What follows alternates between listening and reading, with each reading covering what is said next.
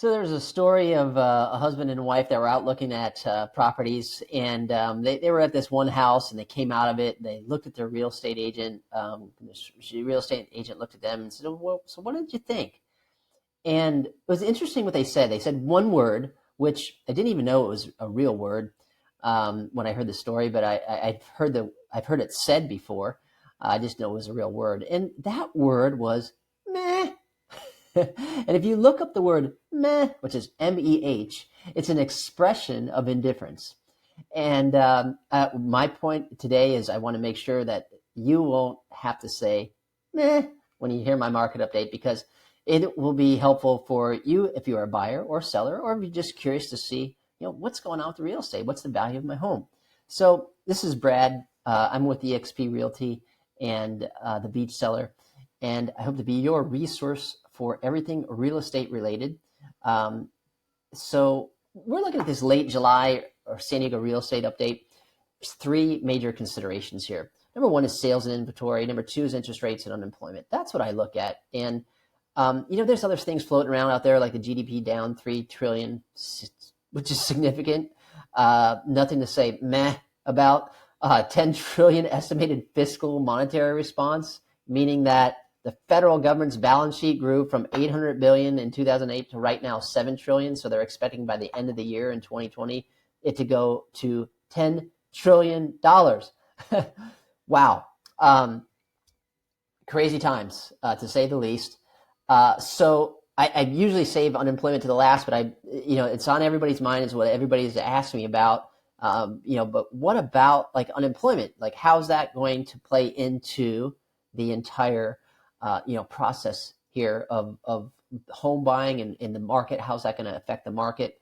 Well, the majority of the unemployment that hit the sectors of employment in San Diego were basically the restaurant, the travel, tourism, and a lot of those folks that were in those industries, unfortunately, that lost their job, they weren't buyers anyway for the San Diego market. So that's one of the reasons, in addition to the massive shortage of homes for sale, that the market continues to be strong.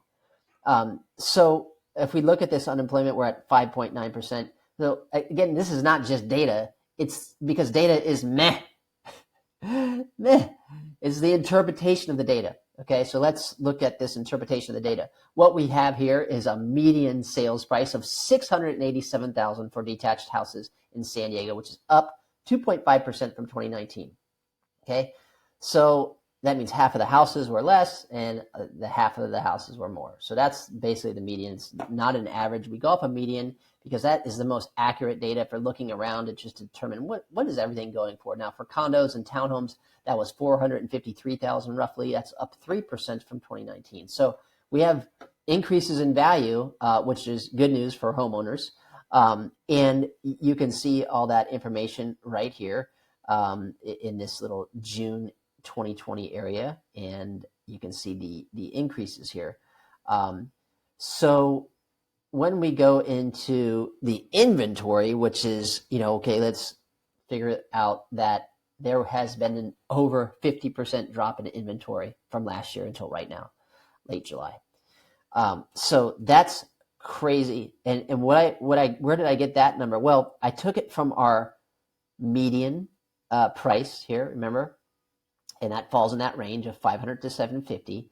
So, but it's interesting to see that all price ranges were affected. The most was the 250 to 500, which there's not a lot of homes in that price point in San Diego. But look at the inventory for it; it's down so low, so low. But the majority of it is where a lot of the home sales are being done in this price range. So again, there's the number, and then there's the interpretation of the data. What does that really mean? Well, that means that it's tough for home buyers. There are multiple offers on properties because the rates are just so darn low. They are getting in, and they're like, we've got to get in now. Like, that's what we want to do. And that is one of the reasons why there's so many buyers out there. 67% of all buyers said they're buying now because of the low interest rates. So they hit below 3% this month for the first time ever. And what does this really mean? Again, there's the data, but we need to have the interpretation. Buyers have delayed purchases for months now because they want to find more space for working and being outdoors.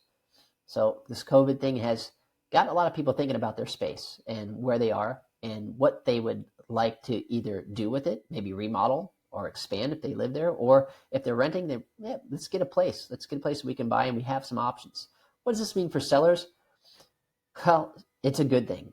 I mean, the new listings are still down nationally, but it's a great time to sell your house as buying interest heightens. Multiple offers and a quick turnaround time is going to be in your favor. I used to say could. It's definitely in your favor at this point. Now, what's going to happen with the market as we move on towards the end of the year? Same thing I said in my last update, which was anybody that tells you that they know what's going on it's just a bunch of garbage. It's not even meh. It's garbage.